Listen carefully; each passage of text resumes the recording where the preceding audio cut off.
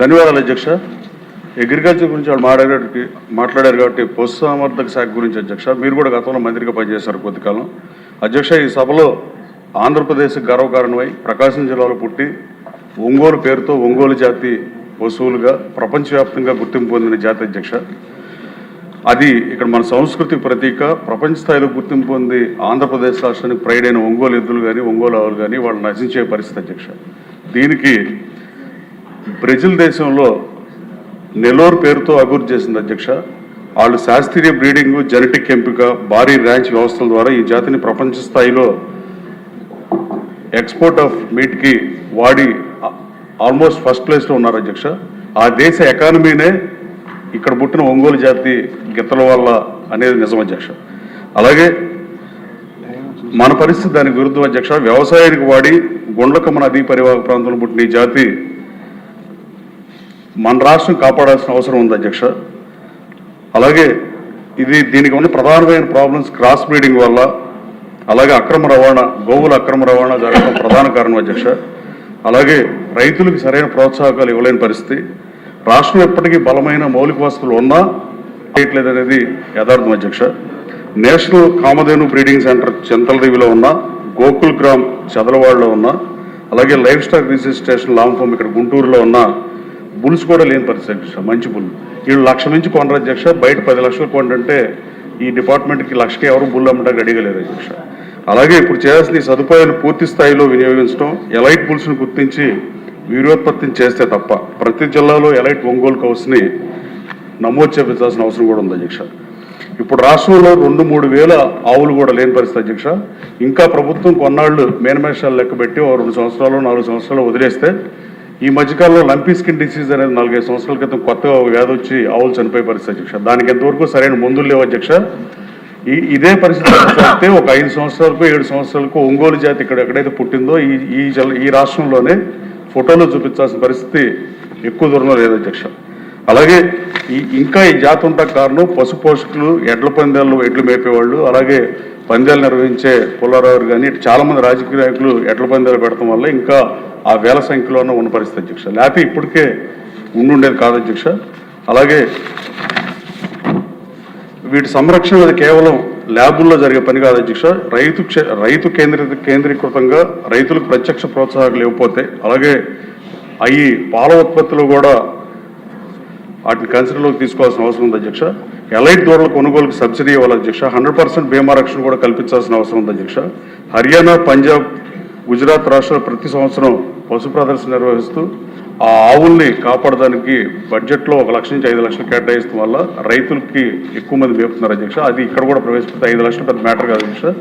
అలాంటివి చేస్తే బెటర్ అని భావిస్తూ రైతుల్లో పోటీ భావన పెంచితే తప్ప, అలాగే టెక్నాలజీ వినియోగం ప్రతి ఎలైట్ ఒంగోలు కౌకి RFID డిజిటల్ ట్యాగ్ని అమర్చకపోయినా, ఒంగోలు డిజిటల్ హెడ్ రిజిస్ట్రీ ద్వారా జననం నుంచి ఉత్పత్తి వరకు అన్ని వివరాలు నమోదు చేయకపోతే, డిజిటల్ ట్రాకింగ్ అనేది పెట్టకపోతే ఈ సంరక్షణ దాదాపు అసాధ్యం అధ్యక్ష. అలాగే అక్రమ రవాణా నియంత్రణ అత్యవసరం అధ్యక్ష. రాష్ట్ర సరిహద్దుల్లో అసలు తనిఖీనే లేవు అనేది యథార్థం అధ్యక్ష. గత వైసీపీ ప్రభుత్వ కాలంలో ఎక్కువ యానిమల్స్ వెళ్ళిపోయిన పరిస్థితి అధ్యక్ష. స్థానిక అప్పుడు పనిచేసిన శాసనసభ్యుల దగ్గర నుంచి, పోలీస్ డిపార్ట్మెంట్ దగ్గర నుంచి అన్ని ఫస్ట్ కలకట అయినాయి అధ్యక్ష. ఒక ఒంగోలు రాష్ట్రంలో 70-80 వేలు కొంటే కలకట వాళ్ళు 3 లక్షలకి 2.5 లక్షలకి కొని వేల సంఖ్యలో 40-50 వేల ఆవులు వెళ్ళిపోయినాయి అధ్యక్ష 5 సంవత్సరాల్లో.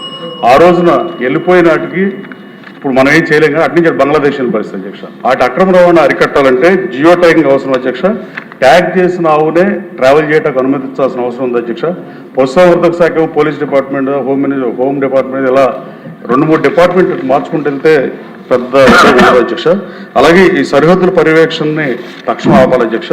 అలాగే టీటీడీలో కూడా ఇప్పుడు ప్రధానంగా మొన్న హౌస్లో చర్చించినప్పుడు ఆ దేవదేవుడు నమ్మే మనుషులు విద్యార్థులు పరీక్షా సమయాల్లో కానీ, రాజకీయ నాయకులు సీట్ల సమయంలో కానీ, అలాగే ఎవరైనా ఆ దేవుడిని కోరుకుంటారు అధ్యక్ష. అలాగే జోగు అడుగుతా 7 ఊర్లు మండు టెండలో నడిచేవాళ్ళు కూడా చెప్పులు లేకుండా వెంకటేశ్వర ఫోటో పట్టుకుని జోగడటం మనం చూస్తూ ఉంటాం రోడ్ల మీద. అలాగే అధ్యక్ష ఇస్రో రాకెట్ సైన్స్ అయినా, ఇస్రో చైర్మన్ కస్తూరి రంగరాజన్ ఉన్నా, ఎవరున్నా పోలార్ శాటిలైట్ లాంచర్ వెహికల్ని ప్రయోగించే ముందు దేవదేవుడి దగ్గరికి వెళ్ళి వెంకటేశ్వర పాదాల దగ్గర పెట్టి వాళ్ళు కూడా పూజించి చేసే పరిస్థితి అధ్యక్ష. అలా అక్కడ భక్తుల మనోభావాలు దెబ్బతిని సభ అంతా అభిప్రాయపడింది అధ్యక్ష.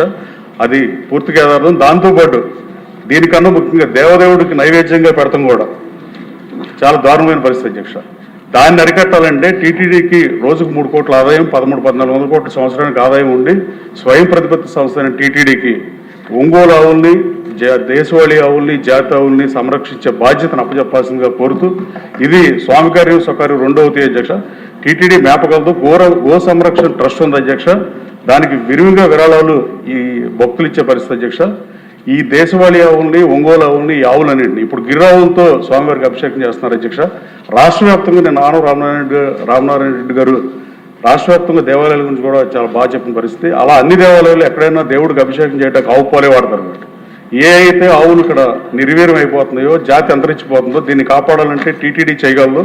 ఆయనకు కూడా ఇలాంటి కల్తీ నైవేద్యం పెట్టే పరిస్థితులు రావు కాబట్టి ఆ గో సంరక్షణ ట్రస్ట్ లో దానం గోదానం చేయడానికి చాలా మంది ముందుకు వచ్చే పరిస్థితి అధ్యక్ష. లేదా బడ్జెట్ లో పెట్టైనా టీటీడీ కనుక పెంచితే ఆ కల్తీ నెయ్యి అనే అంశం కూడా ఉండదు అధ్యక్ష. ఈ అవకాశాన్ని పరిశీలించాల్సిందిగా మంత్రి గారిని కోరుతున్నాను అధ్యక్ష. అలాగే ఒంగోలు పులుసు కూడా అధ్యక్ష 100 తరాలుగా ఎడ్లు మేపే పరిస్థితి అధ్యక్ష. వాటికి కూడా రాష్ట్ర ప్రభుత్వం నుంచి ఏ రకమైన సహకారం ప్రజాప్రభుత్వాలు రాకముందు నుంచి 100 సంవత్సరాల క్రితమే మహానది పుణ్యక్షేత్రంలో ఎడ్ల బందరు పెట్టే పరిస్థితి అధ్యక్ష. మా కృష్ణా జిల్లా నుంచి కుక్కల నాగేశ్వరరావు 5 సంవత్సరాలు గెలిచాడు అధ్యక్ష. నేను 3 సంవత్సరాలు, మరి ఇప్పుడు రాజ్య అనే అతను చాలా మంది, దేవభక్తుని చక్రవర్తి అతను చాలా మంది గెలిచారు అధ్యక్ష. అలాగే వేరే జిల్లాలో కూడా చాలా మంది ఇట్లాంటి ఉన్నారు అధ్యక్ష. ఈ బుడ్డ రాజశేఖర రెడ్డి గారు ఒక టైంలో ఆగిపోతే శ్రీశైలం శాసనసభ్యుడే 3 సంవత్సరాలు ఆయన డబ్బులు ఇచ్చి నిర్వహించే పరిస్థితి. అలాంటి వాటిని కూడా డీసీసీబీల కింద సీజీఎఫ్ ఫండ్ నుంచి అయినా రైతులను ప్రోత్సహిస్తానికి, ఒంగోలు జాతి అభివృద్ధికి ఈ ప్రభుత్వం దోహదం చేయాలని కోరుకుంటూ ధన్యవాదాలు అధ్యక్ష.